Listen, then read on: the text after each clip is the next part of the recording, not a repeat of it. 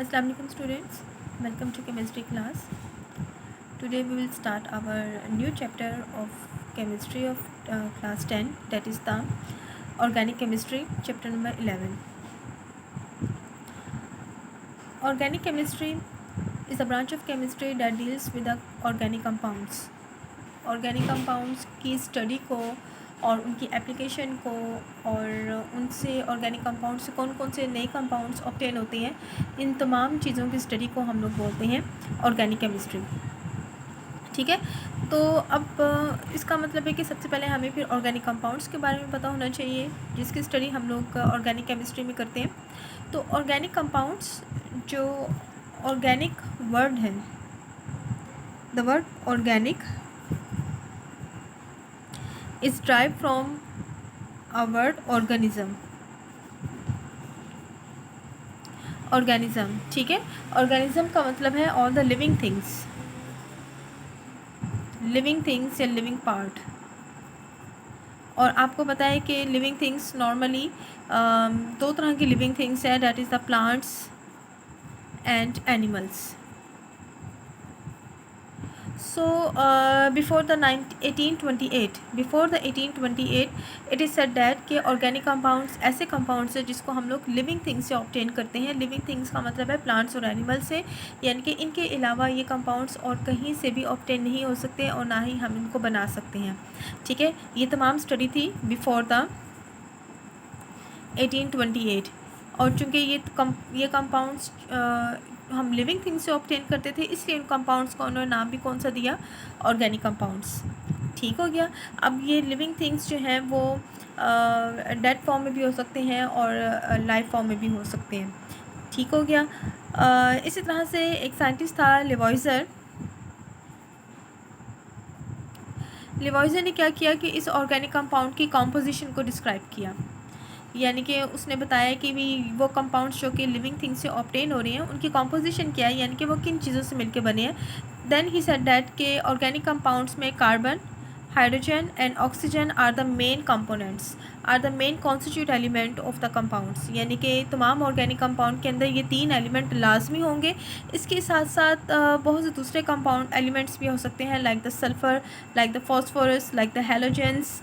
ठीक है, तो लेकिन उनमें उसने कहा है कि ये जो तीन एलिमेंट है ये मेन कॉन्स्टिट्यूट होंगे उन ऑर्गेनिक कंपाउंड्स में, और बाकी इसके अलावा ये सल्फ़र, फास्फोरस और लाइक डैट हैलोजेंस ये भी उसके अंदर प्रेजेंट हो सकते हैं. ठीक हो गया. और ये तमाम के तमाम जो कंपाउंड्स हैं, कार्बन, हाइड्रोजन और ऑक्सीजन वाले कंपाउंड्स, ये किससे ऑब्टेन होते हैं, ऑल द लिविंग थिंग्स से, तमाम लिविंग चीज़ों से, यानी कि प्लांट से या फिर एनिमल से हमें मिलके बनते हैं.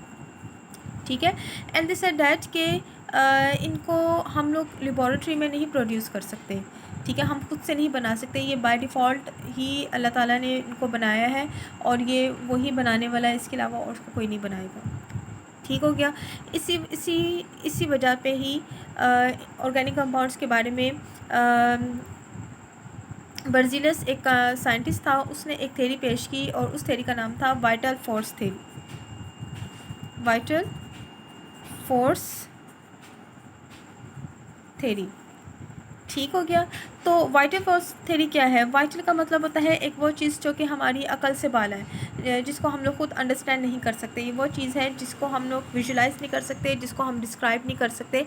एक मिस्टीरियस किस्म की जो चीज़ होती है उसको हम लोग वाइटल बोलते हैं. ठीक है, तो अकॉर्डिंग टू डैट के ये तमाम ऑर्गेनिक कंपाउंड्स जो कि लिविंग ऑर्गेनिजम्स में प्रेजेंट थे, ये एक बड़ी मिस्टीरियस किस्म की एक फोर्स से मिलके बनती हैं. ये ऐसी फोर्स है जिसको प्रोड्यूस करना एक ह्यूमन के लिए इम्पॉसिबल है, और ये सिर्फ नेचर ने ही उसको प्रोड्यूस किया है और नेचर के अलावा ये और कोई भी इसको प्रोड्यूस नहीं कर सकता.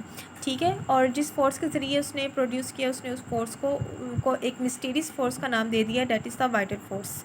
ठीक हो गया. तो ऑल द लिविंग ऑर्गेनिक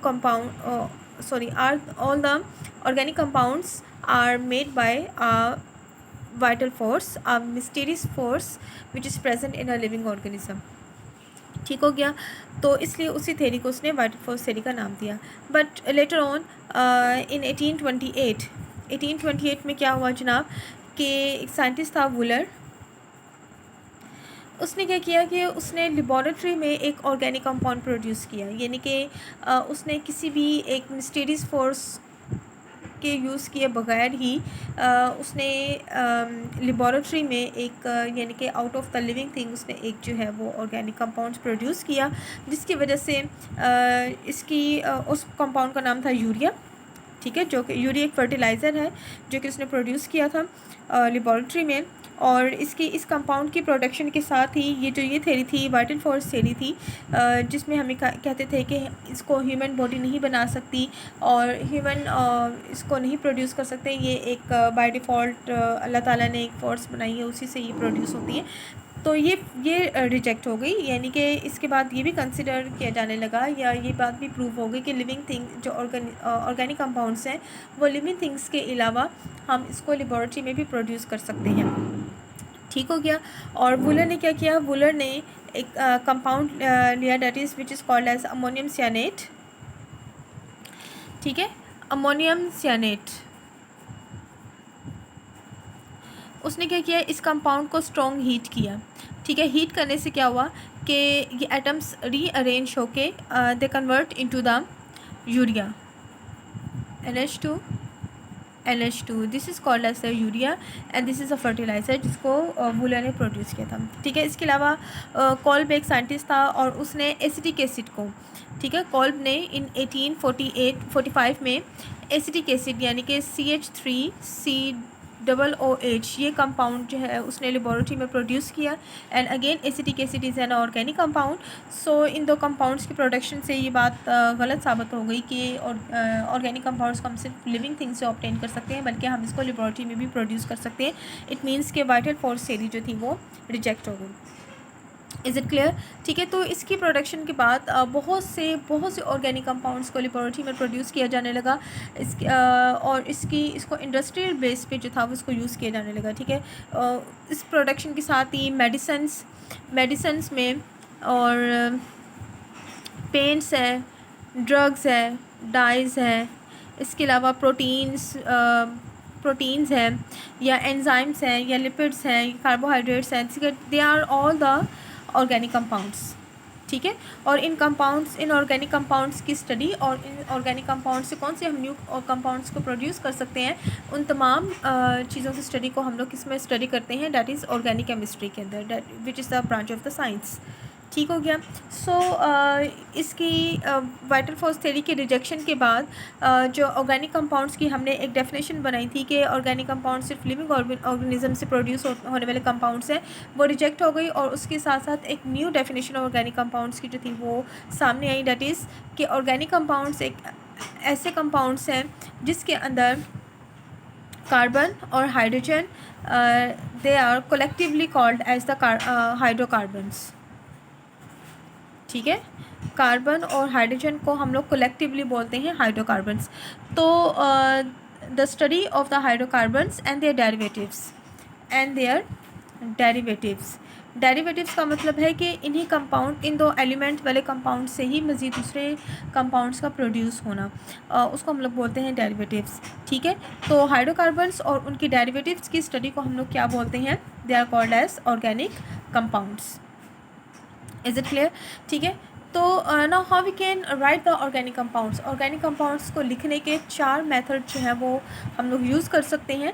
तो वन बाय वन मैं आपको बताऊंगी ऑर्गेनिक कंपाउंड्स को यूज़ करने का जो सबसे लिखने का, ठीक है, उसको रिप्रेजेंट करने का, उसको लिखने का जो फर्स्ट मेथड है, that is number 1 it is called as molecular formula. हम उसको मॉलिक्यूलर फार्मूला की फॉर्म में लिख सकते हैं। मॉलिक्यूलर फार्मूला का मतलब है कि ऐसा formula that indicate the actual number of the atoms in a compounds. Molecular formula is such type of the formula that indicate the actual number of atoms in a compound. For example, if I'm take the name of the butane is a organic compound, ठीक है, और इसका molecular formula क्या होगा, that is C4H10। ठीक है, अब ये molecular formula that indicate the actual number of the atoms which is present in that compound.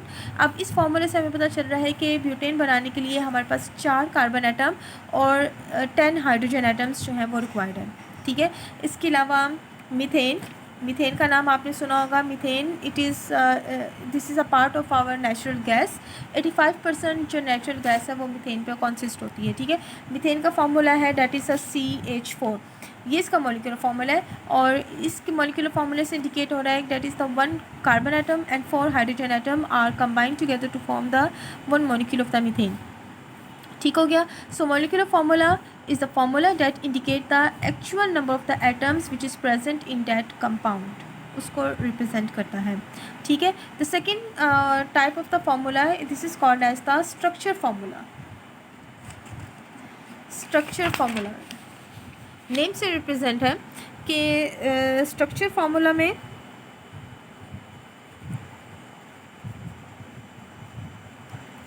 Structure formula में हम कंपाउंड का स्ट्रक्चर को डिस्क्राइब करेंगे, यानी कि हम ये बताएंगे उसमें वो बना कैसे है, मींस कि उसमें कौन सी केमिकल बॉन्डिंग प्रेजेंट है। Is it clear? मींस कि हम लोग ये एक ऐसा केमिकल फार्मूला लिखने का तरीका है जिसमें हम लोग उनकी केमिकल बॉन्डिंग को इंडिकेट करते हैं। अब जैसे मैंने लास्ट में मॉलिक्यूलर फार्मूला लिखा था ब्यूटेन का, that is the C4H10, sorry C4H10, this is a molecular formula of the butane, ठीक है। तो इसमें मुझे नहीं पता कि कार्बन और कार्बन में कौन सी बॉन्डिंग, जो 4 कार्बन एटम है उनके दरमियान आपस में कौन सी केमिकल बॉन्डिंग है, और ये जो हाइड्रोजन एटम जो 10 लगे हुए हैं इसके साथ, इसमें कौन सी type of the chemical bonding है। ठीक हो गया। तो इसको इंडिकेट करने के लिए हम लोग स्ट्रक्चर फार्मूला बनाते हैं। तो इसमें हम क्या करते हैं, इसका ब्यूटेन का स्ट्रक्चर फार्मूला है, चूँकि 4 कार्बन एटम है तो मैं लिखूँगी यहाँ पे 4 carbon atom, and this 4 carbon atom are joined together by single covalent bond. Each carbon atom joined with the other carbon atom by single covalent bond. इसलिए मैंने एक सिंगल लाइन से इंडिकेट किया है, because single covalent bond is represented by a single line. ठीक हो गया। And each carbon atom is also combined with the hydrogen atom with a single covalent bond. ठीक है। हर कार्बन एटम के साथ जो है वो हाइड्रोजन एटम जो है वो ज्वाइन होता जाता है और हर एक सिंगल कोवलेंट बॉन्ड के ज़रिए ज्वाइन होता है। सो इससे अब इस टाइप ऑफ फार्मूला से मुझे ये इंडिकेट हो रहा है कि कार्बन और कार्बन के दरमियान भी सिंगल बॉन्ड है, कार्बन और हाइड्रोजन के दरमियान भी सिंगल बॉन्ड है। This is the structure formula of the butane. Is it clear? इसी तरह से अगर हमने मीथेन का हमने मॉलिक्यूलर फार्मूला लिखा था डेट इज़ CH4, ठीक है। अब इसमें एक कार्बन है और 4 हाइड्रोजन है। अब कार्बन के साथ हाइड्रोजन कैसे ज्वाइन है, एक कार्बन के साथ 4 हाइड्रोजन है, एंड चारों की चारों हाइड्रोजन जो है वो सिंगल बॉन्ड बना रही है कार्बन एटम्स के साथ। सो this is a structure of the methane जिसमें हम लोग केमिकल बॉन्डिंग को इंडिकेट करते हैं। Is it clear? ठीक है, okay. The third type of the formula is the condense formula.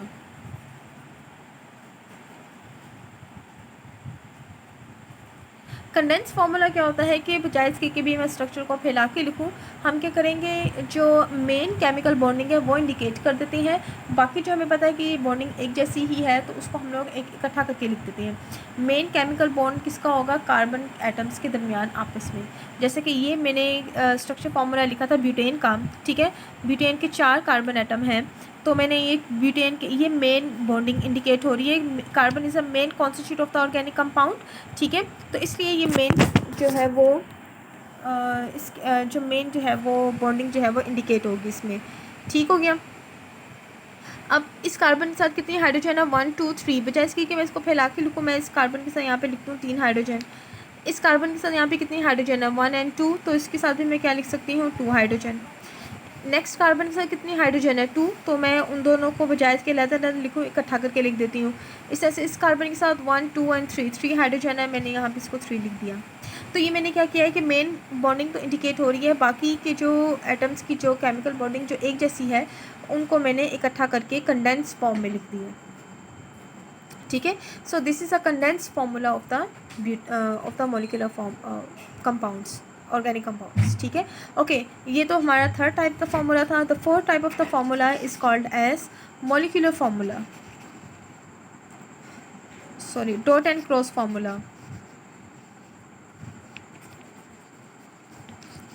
Dot and cross formula में हम क्या करेंगे कि हम जो डेफिनेटली ये सारी की सारी कोवलेंट बॉन्ड है, तो कोवलेंट बॉन्डिंग को हम लोग डॉट एंड क्रॉस स्ट्रक्चर से, जिसको हम लोग जो था हमने इसको स्टडी भी किया था 9th क्लास में भी, कि ऑर्गेनिक जो कोवलेंट बॉन्ड है हम उसमें जो शेयरिंग ऑफ इलेक्ट्रॉन्स हैं उसको हम लोग डॉट एंड क्रॉस से रिप्रेजेंट कर सकते हैं। ठीक है, फॉर एग्जांपल ब्यूटेन की एग्जांपल ले लेते हैं। ब्यूटेन का हमने मॉलिक्यूलर फार्मूला लिखा, डैट इज़ C4H10। ठीक है, उसके बाद हमने इसका स्ट्रक्चर फार्मूला लिखा, that is 4 carbon atom and each carbon atom combined with a hydrogen atom with a single covalent bond. ठीक है, उसके बाद हमने इसको कंडेंस कर दिया, यानी कि मेन बॉन्डिंग हमने रहने दी और बाकी की जो आपकी हाइड्रोजन जो रिपीट हो रही है उनको हमने इकट्ठा करके एक दफ़ा लिख दिया। ठीक है, this is a condense formula. अब हमने इसका, this is a molecular formula, structure formula and condense formula and now I will write the dot and cross structure. ठीक है, तो डॉट एंड क्रॉस स्ट्रक्चर में हम लोग क्या करते हैं कि हम लोग वैलेंस इलेक्ट्रॉन्स को रिप्रेजेंट करते हैं and carbon belongs to the fourth group of the element, it means it has the 4 electron in its valence shell. ठीक है, तो मैं इसी को लिख रही हूँ, 4 कार्बन एटम है और हर कार्बन एटम के पास जो है वो 4 इलेक्ट्रॉन है वैलेंस शेल में। ठीक हो गया, ये एक कार्बन एटम है, ये दूसरा कार्बन एटम अपने 4 इलेक्ट्रॉन्स के साथ आ जाएगा, ये तीसरा कार्बन एटम अपने 4 इलेक्ट्रॉन्स के साथ आ जाएगा और ये चौथा अपने 4 इलेक्ट्रॉन्स के साथ आ जाएगा। ठीक है, एक तो ये देखें कि ये कार्बन और कार्बन के दरमियान जो इसका फोर्थ और इसका फोर्थ है, इन दोनों ने मिलके एक सिंगल कोवलेंट बॉन्ड बना लिया। ठीक है, इन दोनों ने मिलकर सिंगल कोवलेंट बॉन्ड बना लिया, इन दोनों ने सिंगल बना लिया। Is it clear? बाकी इसके भी अभी 3 इलेक्ट्रॉन्स रहते हैं, इन 3 इलेक्ट्रॉन्स के साथ 3 हाइड्रोजन एटम आएंगे विद इट्स 1 इलेक्ट्रॉन। हाइड्रोजन के पास हमें पता है कि 1 इलेक्ट्रॉन होता है, उसके इलेक्ट्रॉन को मैं क्रॉस से रिप्रेजेंट कर रही हूँ। हाइड्रोजन अपना 1 इलेक्ट्रॉन लेकिन इसके पास आ जाएगा और एक तीसरा एटम इसके पास आ जाएगा। ठीक है, इसी तरह से ये है कि इसके पास एक हाइड्रोजन एटम 1 इलेक्ट्रॉन, इसके साथ 1 इलेक्ट्रॉन, इसके 2 इलेक्ट्रॉन्स रह गए थे, इसके साथ भी हाइड्रोजन के 2 इलेक्ट्रॉन्स, इसके साथ भी हाइड्रोजन के 1 एटम आ जाएगा। सो इसके साथ भी कितने हाइड्रोजन के एटम आ जाएंगे? 3, because it has a 3 electron in its valence shell. Is it clear? तो ये मैंने जो केमिकल बॉन्डिंग अब ये इंडिकेट हो रहा है, देखिए ये एक शेयर पेयर ऑफ इलेक्ट्रॉन है, सिंगल कोवलेंट बॉन्ड बन जाएगा। ये शेयर पेयर ऑफ इलेक्ट्रॉन है, ये भी शेयर पेयर ऑफ इलेक्ट्रॉन है, इसको हम लोग सिंगल कोवलेंट बॉन्ड से रिप्रेजेंट कर लेंगे। इसके अलावा कार्बन और हाइड्रोजन के दरमियान भी ये शेयर पेयर ऑफ इलेक्ट्रॉन है, इनके दरमियान भी सिंगल कोवलेंट बॉन्ड इंडिकेट हो रहा है। लेकिन अब बॉन्डिंग की बजाय मैंने इनको उनके वैलेंस इलेक्ट्रॉन से यानी कि डॉट एंड क्रॉस फार्मूला में इंडिकेट कर दिया है। So this type is called as the dot and cross structure. Is it clear? ये बात याद रखिएगा कि ऑर्गेनिक कंपाउंड्स में तमाम कार्बन एटम्स के दरमियान जो है वो केमिकल बॉन्डिंग हमेशा कोवलेंट होगी, इसमें कोई आयनिक बॉन्ड या कोऑर्डिनेट कोवलेंट बॉन्ड प्रेजेंट नहीं होगा। ठीक है, ऑर्गेनिक कंपाउंड्स सब के सब जो है वो कोवलेंटली बॉन्डेड होते हैं और कोवलेंटली बॉन्डेड होने के साथ साथ they are all the non polar, उनमें कोई पोलैरिटी भी नहीं होती है। क्यों नहीं होती है? बिकॉज के ऑर्गेनिक कंपाउंड का जो मेन कॉन्स्टिट्यूट है जिनसे मिलकर ऑर्गेनिक कंपाउंड्स बने हैं, दे आर द कार्बन। देखिए मैंने इसको मेन कार्बन एटम इंडिकेट किया और कार्बन जो है वो 4th ग्रुप से बिलोंग करता है। ठीक है, इसलिए उसने कोवलेंट बॉन्डिंग तो बनाई ही बनाई है। सेकेंडली इसकी इलेक्ट्रोनेगेटिविटी वैल्यूज़ इतनी ज़्यादा नहीं होती कि इनमें पोलैरिटी आ सके। ठीक है, सो ऑर्गेनिक कंपाउंड्स जो हैं वो कोवलेंटली बॉन्डेड होते हैं and they are always the non polar. ठीक है, कुछ कंपाउंड्स ऐसे हैं जिनमें हल्की सी पोलैरिटी आ जाती है, वो कुछ हैं। ठीक है, और बाकी मेजॉरिटी नहीं होती। सो this is all about the different type of the formula.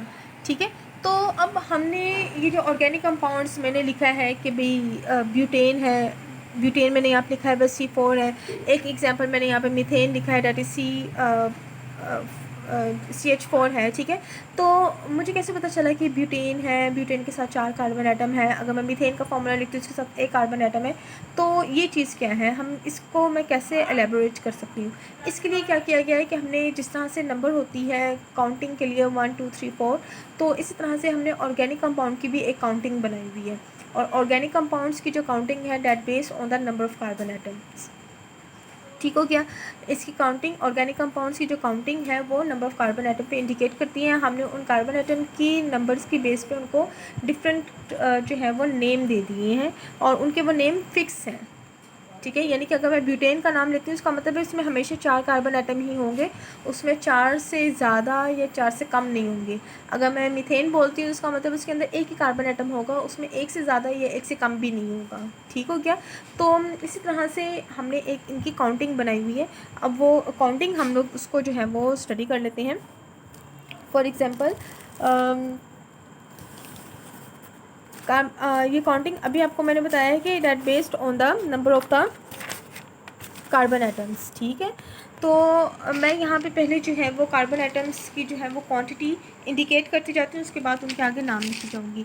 ठीक है, तो एक तो वो कंपाउंड है जिसमें कार्बन 1 होगा, एक वो कंपाउंड है जिसमें कार्बन कितने होंगे 2, carbon 3, carbon 4, carbon 5, carbon 6, carbon 7, carbon 8, carbon 9 and carbon 10। ये हमने 10 तक इसकी काउंटिंग बनाई हुई है।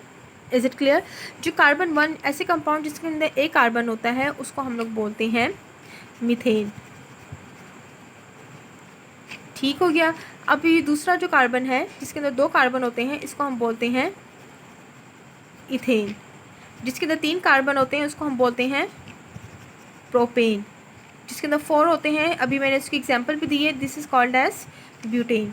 जिसके अंदर 5 होते हैं उसको हम बोलते हैं पेंटेन। जिसके अंदर 6 होते हैं उसको हम बोलते हैं हेक्सेन। 7 को बोलते हैं हम लोग हेप्टेन। 8 को बोलते हैं हम लोग ऑक्टेन। 9 को बोलते हैं हम लोग नॉनेन। और 10 को बोलते हैं हम लोग डिकेन। Is it clear? ठीक है, तो ये हमने इस बेस पे काउंटिंग बनाई है, methane, propane, methane, ethane, propane, butane, pentane, hexane, heptane, octane, nonane and decane. ठीक है, अब ये तो हमने कार्बन एटम की बेस पे बना ली है, और आपको पता है कि carbon belongs to the 4th group, और इनको अपनी स्टेबलाइज होने के लिए अपने जो है वो नंबर ऑफ वैलेंसीज जो है वो फुलफिल करना होता है। ठीक है, if I am talking about the 1 carbon atom, एक कार्बन एटम है, और मुझे पता है कि अगर कार्बन एटम की मैं इलेक्ट्रॉनिक कॉन्फ़िगरेशन करूँ लास्ट शेल की, तो उसके लास्ट शेल में कितने इलेक्ट्रॉन्स आते हैं 4। इसका मतलब उसके पास 4 इलेक्ट्रॉन्स जो है वो अनपेयर्ड है। इन 4 इलेक्ट्रॉन्स को सेटिस्फाई करेगा हाइड्रोजन एटम। 4 हाइड्रोजन एटम आ जाएंगे विद इट्स 1 इलेक्ट्रॉन, वो उसके साथ आके अटैच हो जाएंगे। तो आपके पास फॉर्मूला मीथेन का क्या बन जाएगा, CH4। इसी तरह से अगर मैं इथेन की एग्जांपल लेती हूँ, इथेन में कितने कार्बन एटम है 2। So ethane combine with its 2 carbon atom 1 and 2। हर कार्बन एटम के पास 4 इलेक्ट्रॉन है, इसके पास भी 4 है और इसके पास भी 4 इलेक्ट्रॉन्स हैं। ठीक है, अब ये जो 2 एटम्स के दरमियान जो ये इलेक्ट्रॉन है, ये तो आपस में मिलकर एक शेयर पेयर ऑफ इलेक्ट्रॉन बना लेते हैं, यानी कि सिंगल बॉन्ड बना लेते हैं। इसके अलावा ये जो कार्बन एटम, इसके पास अभी भी 3 इलेक्ट्रॉन जो है वो अनशेयर्ड पड़े हुए हैं। ठीक है, तो इसकी शेयरिंग कैसे कंप्लीट करेगा, ये 3 हाइड्रोजन एटम आ जाएंगे इसके पास। ठीक है, और 3 ही हाइड्रोजन एटम आ जाएंगे इस कार्बन के पास। इससे क्या होगा, इसके भी 8 कंप्लीट हो जाएंगे और इस कार्बन के भी 8 कंप्लीट हो जाएंगे। लाइक दैट कि ये कार्बन है 1 2 3 4, एक इसके पास पहले से था, 4 उसके पास पहले से थे, अब 3 उसके पास हाइड्रोजन के आ गए, 4 एंड 3 7, और एक इसने इस कार्बन के साथ शेयर किया है 7 और 1 8, 1 जो है वो 8 हो जाएंगे। ठीक है, इस तरह से इसके 8 कंप्लीट हो गए, इसके भी 8 कंप्लीट हो जाएंगे, यानी कि एक स्टेबल मॉलिक्यूल बन गया। तो इसको मैं कैसे लिखूंगी फिर, कितने कार्बन एटम है C2, और इसके साथ हाइड्रोजन कितने आएंगे 1 2 3 4 5 6, यानी कि 6 हाइड्रोजन एटम। ठीक हो गया।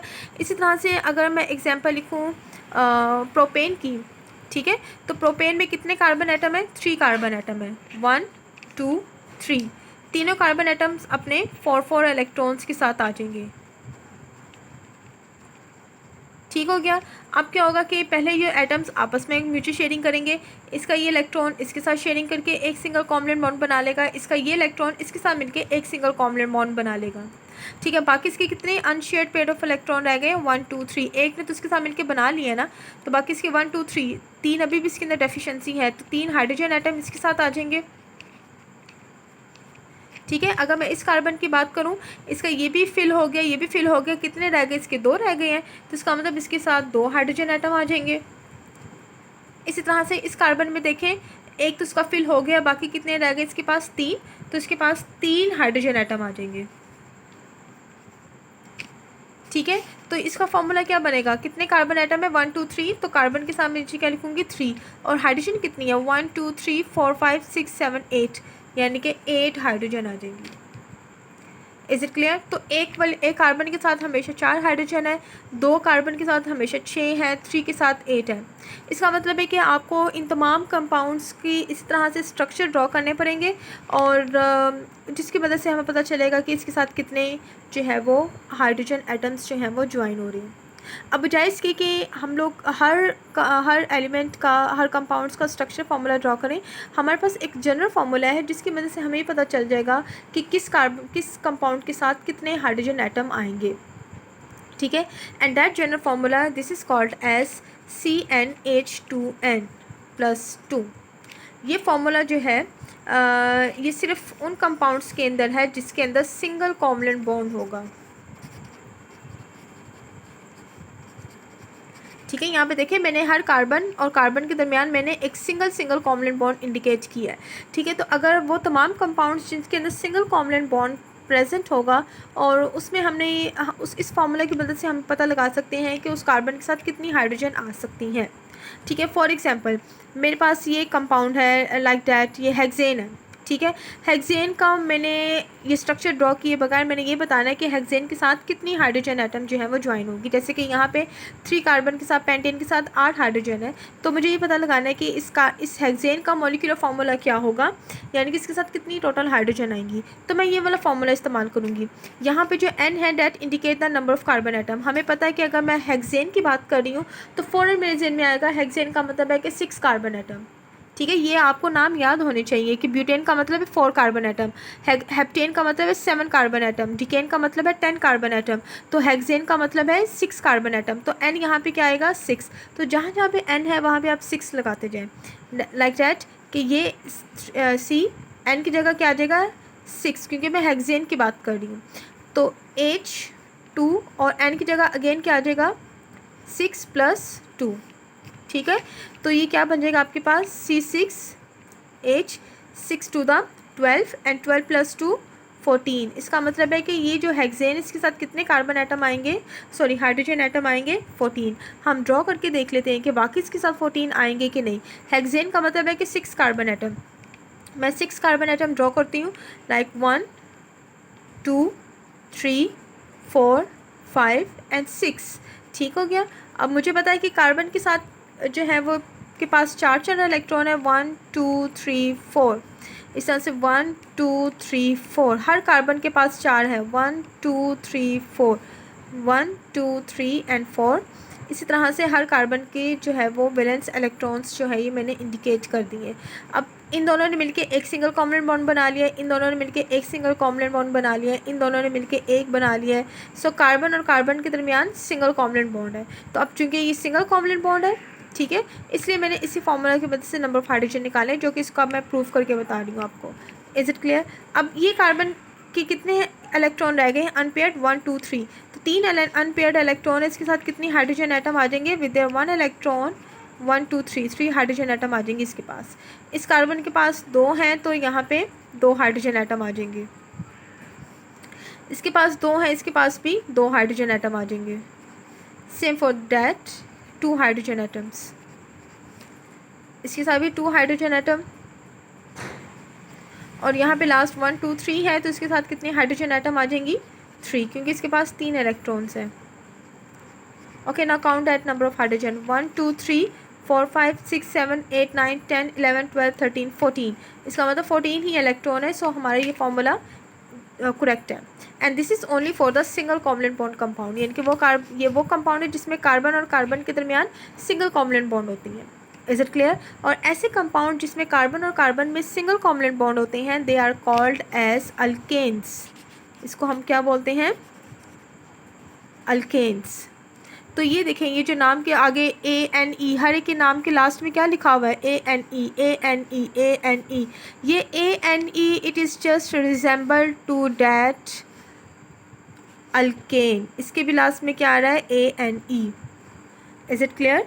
तो इसका मतलब है कि ये तमाम की जो मैंने सीरीज़ लिखी है, मीथेन इथेन प्रोपेन, ये सब के सब अल्केन है। इसका मतलब है कि सब के सब वो कंपाउंड है जिसमें कार्बन और हाइड्रोजन, कार्बन के दरमियान सिंगल कोवलेंट बॉन्ड प्रेजेंट है। Is it clear. लेकिन अगर कार्बन और कार्बन में डबल कोवलेंट बॉन्ड प्रेजेंट होती हैं तो उसको हम लोग अल्केन्स नहीं बोलते, उसके लिए हम लोग वर्ड इस्तेमाल करते हैं अल्कीन्स। अल्कीन्स सिंगल के लिए अल्केन, और ये अगर कार्बन और कार्बन में डबल कोवलेंट बॉन्ड बनता है this is called as alkenes. तो फिर इनका नाम भी क्या हो जाएगा, अल्कीन्स में देखिए लास्ट में क्या आता है, ENE। तो अगर single double covalent bond indicate करना है मैंने, यानी कि वो कंपाउंड्स बनाऊंगी जिसमें डबल कॉवलेंट बॉन्ड होंगे, तो उसमें फर्स्ट कार्बन तो होगा ही नहीं, क्योंकि कार्बन किसके साथ डबल बॉन्डिंग करे, तो ये हमेशा मीथेन से स्टार्ट होंगे। तो सिंगल के लिए हमारे पास क्या आ जाएगा, इसके लिए जो अल्कीन्स के लिए हमारे पास ये सीरीज़ क्या बन जाएगी,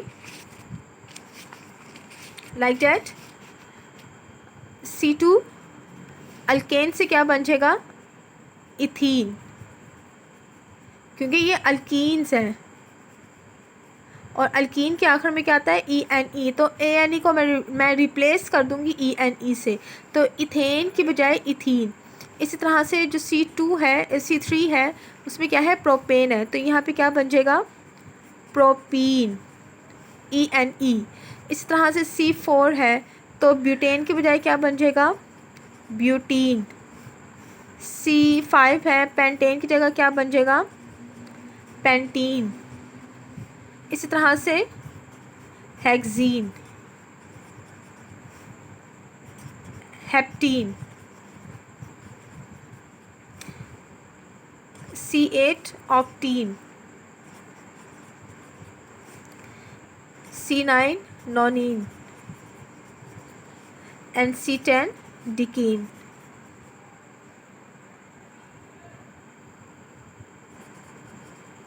इज़ इट क्लियर? तो इसका मतलब है कि अगर मैं नाम लूँगी तो नाम से मुझे पता चल जाएगा कि भाई मैंने कार्बन और कार्बन में सिंगल बॉन्ड ड्रॉ करना है कि डबल। अगर मैं कहूँगी कि पेंटेन, पेंटेन का मतलब है कि कार्बन और कार्बन में सिंगल बॉन्ड है, लेकिन अगर मैं वर्ड बोलूँगी पेंटीन, तो पेंटीन का मतलब है कि कार्बन और कार्बन में एटलीस्ट एक डबल बॉन्ड ज़रूर होना चाहिए। फॉर एग्जांपल मैं पेंटीन अगर ड्रॉ करती हूँ, पेंटीन का मतलब है 5 कार्बन एटम्स, ठीक है, तो 5 कार्बन एटम्स मैं ड्रॉ करूँगी, ठीक है, नाम वही है पेंटीन वगैरह, इसमें नंबर ऑफ़ कार्बन एटम्स तो उसी हिसाब से ही आपने याद करने हैं, ठीक है, ये एक दफ़ा सीरीज़ याद कर लो कि आपको पता चलेगा।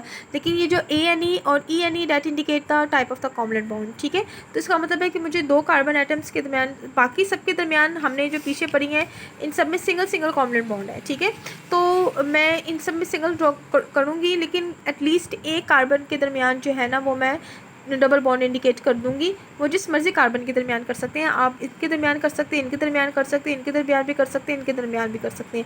मैं लेट्स सपोज इन दोनों के दरमियान जो है वो डबल, एक के दरमियान मैंने डबल बॉन्ड इंडिकेट कर दिया है। इसका मतलब है कि ये अब पेंटेन नहीं है, बल्कि ये क्या बन जाएगा, पेंटीन, ठीक है।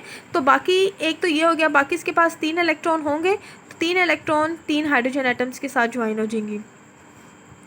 इस तरह से देखिए कार्बन की हमने लास्ट ईयर में 4 इलेक्ट्रॉन हैं, ठीक है, 4 में से 4 वैलेंसीज पूरी करनी है ना, तो 4 में से एक इसके साथ पूरी हो गई है, एक इसके साथ, एक इसके साथ, ठीक है। अभी भी 1 2 3 3 पूरी हो गई हैं, एक अभी भी रहती है, तो मैं यहाँ पे एक हाइड्रोजन ड्रॉ कर दूँगी। ये कार्बन देखें, ये मुझे कैसे पता चल रहा है कि ये, क्योंकि मुझे पता है कि कार्बन के लास्ट शेल में 4 इलेक्ट्रॉन है, ठीक है। तो अगर मैं ये वाले कार्बन की बात कर रही हूँ ना, ये इन दोनों के दरमियान, तो ये कार्बन ऐसे ड्रॉ हुआ है, एक इसके साथ और एक इसके साथ है, ठीक है। तो इसका मतलब है कि कार्बन का जो ये दो ये और ये वाला इलेक्ट्रॉन है, इन दोनों ने मिलकर दूसरे कार्बन के साथ डबल बॉन्डिंग कर ली है। इस वाले इलेक्ट्रॉन ने पीछे से कर ली है, ठीक है, ये वाला इसका एक इलेक्ट्रॉन रह गया था, मैंने वहाँ पे एक हाइड्रोजन ड्रॉ कर दी। इसी तरह से ये कार्बन है, इससे भी 4 इलेक्ट्रॉन पूरे करने हैं, एक इसके साथ चला गया, एक इसके साथ चला गया, एक इसके साथ चला गया, 3 इलेक्ट्रॉन इसके पूरे हो गए, एक रह गया, तो उसके साथ भी एक हाइड्रोजन आ जाएगी। इस तरह से ये कार्बन एटम है, एक इलेक्ट्रॉन यहाँ पे चला गया, एक यहाँ पे चले गए, 2 इलेक्ट्रॉन रहते हैं इसके, तो वो दोनों इसके साथ हाइड्रोजन बॉन्डिंग बना लेंगे। इस तरह से ये कार्बन एटम है, कार्बन के लास्ट शेल में 4 इलेक्ट्रॉन होते हैं, एक इसके साथ चला गया, बाकी 3 रह गए हैं, तो 3 के साथ कौन आ जाएगा, हाइड्रोजन, ठीक है। So this is the formula of the pentene, जिसमें एटलीस्ट एक कार्बन के दरमियान डबल बॉन्डिंग है, और ये एक से ज़्यादा भी हो सकती है, लाजमी नहीं कि सिर्फ 2 ही कार्बन के दरमियान हो, एक डबल बॉन्डिंग हो, एक से ज़्यादा डबल बॉन्डिंग भी हो सकती है, लेकिन रहेगा वो पेंटीन। Is it clear?